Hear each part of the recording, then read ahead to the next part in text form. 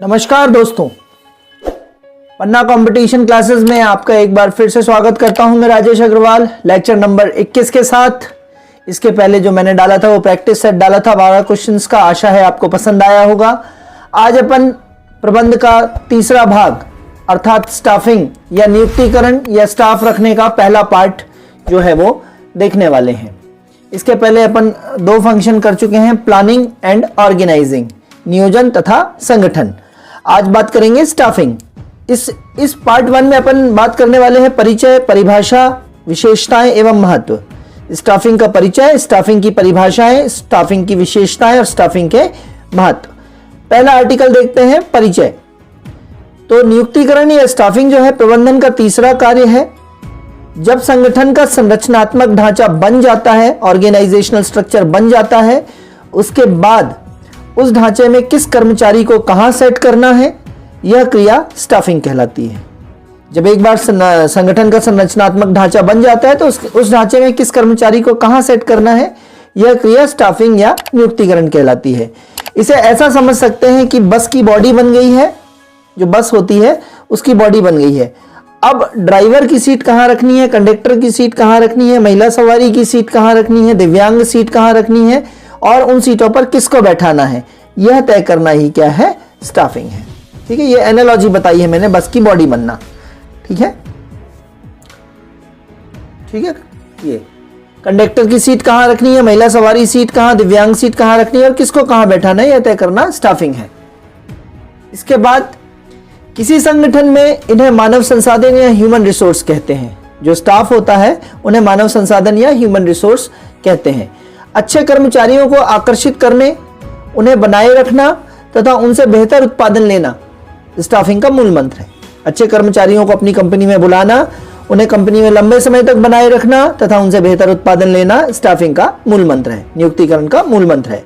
Staffing के अंतर्गत कर्मचारियों की भर्ती की जाती है, जिसको रिक्रूटमेंट बोलते हैं। चयन किया जाता है, सिलेक्शन, प्रशिक्षण, ट्रेनिंग, पदांकन किया जाता है, प्लेसमेंट, पदोन्नति, प्रमोशन, पदावनति, डिमोशन, मूल्यांकन या इवैल्यूएशन या अप्रेजल तथा विकास, डेवलपमेंट शामिल हैं। स्टाफिंग के अंतर्गत क्या क्या किया जाता है, recruitment, selection, training, placement, promotion, demotion, evaluation, appraisal and development शामिल है। कोई संस्था कैसी होगी यह उसके कर्मचारियों से मिलकर पता लगा सकते हैं।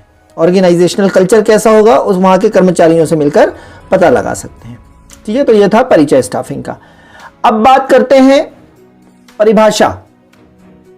परिभाषा कून्स ओडोनल कहते हैं कि कर्मचारियों का प्रभावी चयन, मूल्यांकन तथा विकास करके संगठन की संरचना में निर्धारित भूमिका निभाने योग्य बनाना ही स्टाफिंग है।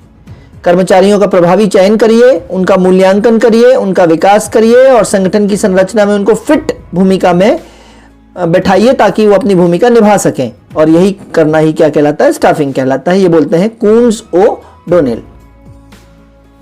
इसके बाद दूसरी परिभाषा है जॉर्ज टेरी की। जॉर्ज टेरी कहते हैं नियुक्तिकरण से तात्पर्य है अपेक्षित मानव कार्य शक्ति को प्राप्त करना तथा उसे बनाए रखना। जो कंपनी को अपेक्षा है वो मानव कार्य शक्ति को प्राप्त करना और उसे मेंटेन रखना उस कंपनी में, ये कहते हैं जॉर्ज टेरी। ठीक है, तो प्राप्त करना मतलब जॉर्ज टेरी, बुलाना मतलब टेरी मतलब टेरना, इस तरीके से बुंदेलखंडी में बोलते हैं। ठीक है, तो उसे बनाए रखना। ठीक है, तो ये परिभाषाएं थी। तीसरा टॉपिक आज का जो कवर होगा फर्स्ट पार्ट में नियुक्तिकरण के, नियुक्तिकरण की विशेषताएं या प्रकृति। तो आपको मालूम ही है यह तीसरे क्रम का प्रबंधकीय कार्य है। ठीक है, पहले क्रम का प्लानिंग, दूसरे क्रम का ऑर्गेनाइजिंग, पहले क्रम का नियोजन, दूसरे क्रम का संगठन, तीसरे क्रम का नियुक्तिकरण या स्टाफिंग। मानव पहलू से संबंध है इसका, वस्तुओं से नहीं है। ऑब्वियसली है, स्टाफिंग जो होता है, स्टाफ जो होता है वो मानव होता है। इसे मानव संसाधन प्रबंध या ह्यूमन रिसोर्स मैनेजमेंट या HRM शॉर्ट में कहते हैं, human resource management. Human resource मानव संसाधन का प्रबंधन भी कहते हैं। और इसी मानव संसाधन को जब आप डेवलपमेंट करते हैं, उनका विकास करते हैं, तो उनको HRD कहते हैं, ह्यूमन रिसोर्स डेवलपमेंट कहते हैं, HRD। ठीक है, उसी के अंतर्गत होता है। यह सतत चलने वाली प्रक्रिया है। मानव संसाधन के विकास में कुछ ना कुछ चलता रहता है। तो सतत कंपनी में लोग आते रहते हैं, जाते रहते हैं, प्रमोशन होता रहता है, डिमोशन होता रहता है, पदमुक्ति होती रहती है, स्थानांतरण होता रहता है। तो ये कॉन्टिन्यूअस चलने वाली प्रोसेस है स्टाफिंग। नेक्स्ट, यह प्रबंध का सामाजिक दायित्व भी है कि योग्यता अनुसार लोगों को काम मिले। सामाजिक दायित्व मतलब कॉर्पोरेट सोशल रिस्पॉन्सिबिलिटी भी है प्रबंध की, उच्च शीर्ष प्रबंध की सामाजिक दायित्व भी है कि जो समाज में जैसे जैसे योग्य लोग हैं उनको उनके हिसाब से काम मिले। तो ये सामाजिक दायित्व भी है बड़ी बड़ी कंपनियों का कि वो लोगों को रोजगार का सृजन करें, रोजगार दें। मानव संसाधन का चयन करना एक कठिन कार्य है क्योंकि कुछ समय में किसी व्यक्ति के बारे में अवधारणा बनाना मुश्किल काम है। एक छोटी सी परीक्षा, एक आधे घंटे 1 घंटे के इंटरव्यू में आप लोगों को कितना जान लेंगे। वो आपको ब्लफ भी कर सकता है, आपको उतनी देर के लिए बेवकूफ भी बना सकता है, क्योंकि आधे 1 घंटे के लिए अपनी पर्सनालिटी को साधना कोई मुश्किल काम नहीं है। जब किसी के पास आप 24/7 और हमेशा रहते हैं तब आप अपने प्राकृतिक रूप में रहते हैं, अदरवाइज घंटे 2 घंटे के लिए आप बनावटी भी हो सकते हैं। तो मानव संसाधन का चयन करना एक बहुत कठिन कार्य है। ठीक है। स्टाफिंग ह्यूमन रिसोर्स मैनेजमेंट या मानव संसाधन प्रबंध का एक भाग है। तो स्टाफिंग जो है मानव संसाधन प्रबंध का एक भाग है। ठीक है। तो ये सारी विशेषताएं थी। इसके बाद बात करते हैं अपन, ठीक है, स्टाफिंग एचआरएम का एक भाग है।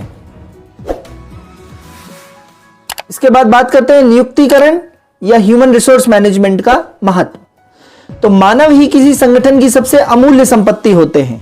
ऑब्वियसली किसी संगठन की सबसे अमूल्य संपत्ति क्या होंगे? ह्यूमन रिसोर्स, मानव।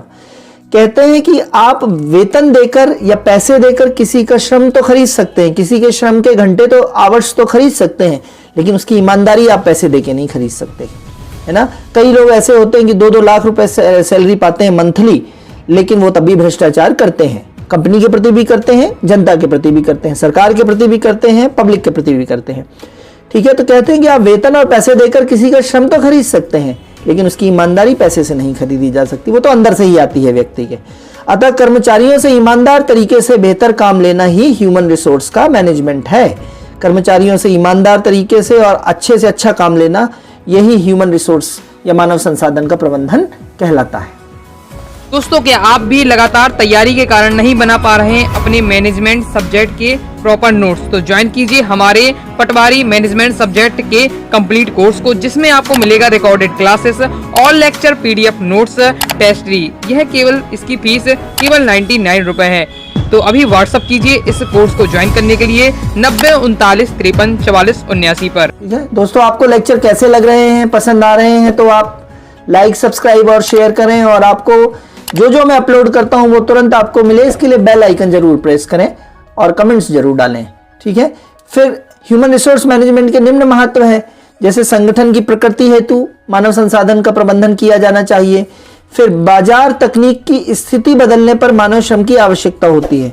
यदि बाजार आपकी कंपनी का बड़ा हो रहा है, आपकी कंपनी जो तकनीक आधारित हो रही है, तकनीक की तरफ कम जा रही है, तो उसी हिसाब से मानव श्रम की आवश्यकता ज्यादा या कम आपको हो सकती है। यदि ज्यादा तकनीकी आपकी कंपनी हो रही है तो फिर आपको मानव श्रम कम लगेगा, लेकिन तकनीक को चलाने के लिए बहुत ज्यादा कुशल मानव श्रम लगेगा, स्पेशलाइज्ड उस तकनीक को चलाने वाले लोग चाहिए पड़ेंगे। दूसरी कंपनियों के बेहतरीन मानव श्रम को अपनी कंपनी की ओर आकर्षित करने हेतु भी ये एचआरएम जरूरी है, ह्यूमन रिसोर्स मैनेजमेंट। दूसरी कंपनियों में बेहतरीन मानव श्रम है तो आप अपनी कंपनी में उन्हें बुलवाएं, उनसे और अच्छा काम लें। इससे दोनों चीजें होंगी, दूसरी कंपनी किस तरीके से अच्छा लाभ कमा रही थी ये भी पता चलेगा, और अच्छे लोग आपसे जुड़ेंगे भी। ऐसे करते समय ध्यान देना चाहिए कि दूसरी कंपनी से आपके मतभेद पैदा ना हो। नेक्स्ट, शिक्षा के क्षेत्र का उन्नयन होता है क्योंकि बड़े शैक्षणिक संस्थानों से कुशल प्रबंधक चुने जाते हैं। है ना, प्लेसमेंट होता है ना, कॉलेजेस में जाके 4th ईयर में कंपनियां जाती हैं और वहां से बच्चों को चुन के लाती हैं। तो शिक्षा के क्षेत्र अच्छा पढ़ाते हैं लोग, अच्छी वोकेबलरी डेवलप करते हैं, कन्वर्सेशन डेवलप करते हैं, इंग्लिश डेवलप करते हैं, और बड़े बड़े संस्थानों में बहुत टेक्निकली अच्छा पढ़ाया जाता है, प्रैक्टिकल कराए जाते हैं। तो शैक्षणिक संस्थानों का शिक्षा के क्षेत्र का उन्नयन होता है क्योंकि बड़े बड़े शैक्षणिक संस्थानों में कुशल प्रबंधक चुने जाते हैं। जैसे IIMs और IIT से बड़े करोड़ों के पैकेज पे बच्चे प्लेस होते हैं। फिर राष्ट्रीय विकास में सहायक होता है। ऑब्वियसली जिस देश में मानव संसाधन अच्छा होगा वो राष्ट्र विकास तो करेगा ही। औद्योगिक विकास में भी सहायता मिलती है, बिल्कुल उद्योगों के विकास में सहायता मिलेगी अगर कुशल मानव संसाधन होगा तो। और कुशल मानव संसाधन से प्रति इकाई उत्पादन लागत कम आती है। सुपर इंपॉर्टेंट पॉइंट है, प्रति इकाई उत्पादन लागत, पर यूनिट प्रोडक्शन कॉस्ट, है ना। मतलब कि एक यूनिट की जो उत्पादन की लागत है वो आपको कम से कम आएगी जितनी ज्यादा आप यूनिटें प्रोड्यूस करते चले जाएंगे। जिससे मूल्य के आधार पे आप बाजार में प्रतिस्पर्धियों को मात दे सकते हैं। यदि वो 9 रुपए की चीज बेच रहा है तो आप 8.5 रुपए में बेच सकते हैं, क्योंकि आपकी लागत कम आ रही है ना, तो आप बेचने का मूल्य भी कम रख सकते हैं। तो मूल्य अनुसार बाजार में प्रतिस्पर्धियों को मात दी जा सकती है। तो ये कुशल मानव संसाधन के महत्व हैं, ये लाभ हैं। अब यहाँ पे एक नोट की बात करेंगे अपन, जैसे कि अपन ऊपर बताया था प्रति इकाई उत्पादन लागत कम करना, तो इसी पे आधारित एक नोट दे रहा हूं मैं। इकोनॉमीज ऑफ स्केल, हिंदी शब्द कठिन है, पैमाने की अर्थव्यवस्थाएं। स्केल का मतलब पैमाना, इकोनॉमीज का मतलब अर्थव्यवस्थाएं, पैमाने की अर्थव्यवस्थाएं। इसको उदाहरण से आप समझिए। मान लीजिए आप किसी दुकान में 1 किलो शक्कर लेने जाते हैं तो वो 40 रुपए किलो पड़ती है, मान लीजिए, ठीक है। लेकिन यदि आप सीधी 1000 किलो शक्कर उठाते हैं तो हो सकता है वो अभी 40 रुपए किलो लगा रहा था, अब आपको 38 रुपए किलो लगाए, ठीक है। तो 2 रुपए प्रति किलो का आपको बचत हो जाएगी। जो चीज 40,000 में मिलती वैसे करने पे अब 38,000 में मिल रही है, ठीक है।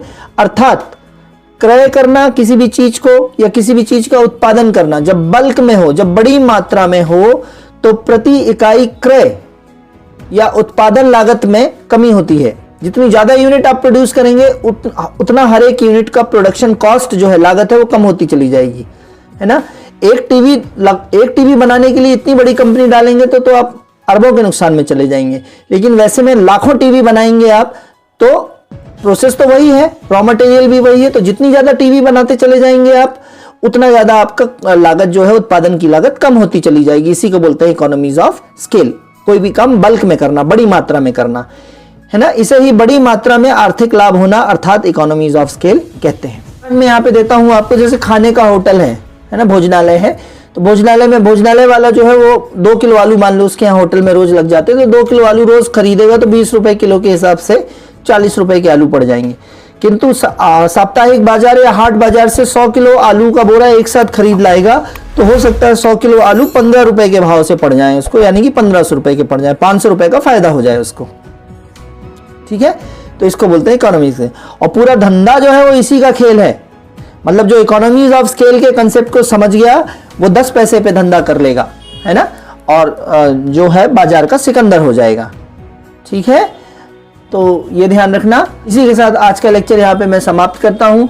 नए वर्ष का ये आपके लिए पहला लेक्चर था, इसको अच्छे से पढ़ें और कमेंट जरूर प्लेस करें, और मैक्सिमम लोग इस चैनल को सब्सक्राइब भी करें। बहुत आगे तक मैं इस जर्नी को ले जाने वाला हूं और दूसरे सब्जेक्ट्स के लिए भी देखने वाला हूं। प्रबंधन मेरा पहला फोकस है। इसके अलावा आपकी और जो परेशानियां हो वो भी मुझे आप इंडिविजुअल पिंग करके पूछ सकते हैं। थैंक यू, धन्यवाद।